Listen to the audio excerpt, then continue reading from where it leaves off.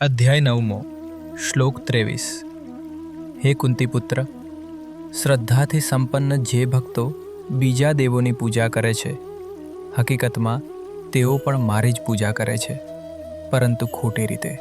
દુનિયાના બધા લોકો એક જ દેવતાની પૂજા નથી કરતા. ભક્તો વિવિધ વેદીઓ પર તેમની પૂજા દરમિયાન એક જ વાસ્તવિકતા એટલે કે બ્રહ્મની જ પૂજા કરે છે.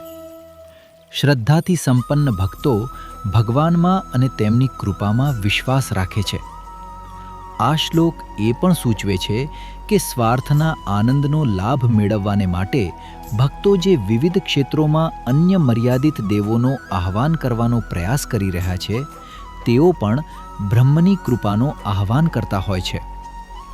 અન્ય દેવતાઓ પાસે ગમે તેટલી શક્તિઓ હોય, તે ફક્ત ઈશ્વર તરફથી જ આવે છે.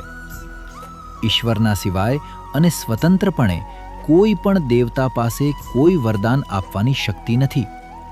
એટલે ભગવાન કહે છે કે તે લોકો ખોટી રીતે મારી પૂજા કરે છે. ખોટી પદ્ધતિમાં સત્યની વિરુદ્ધ કાર્યો કરાવવાનો પણ સમાવેશ થાય છે.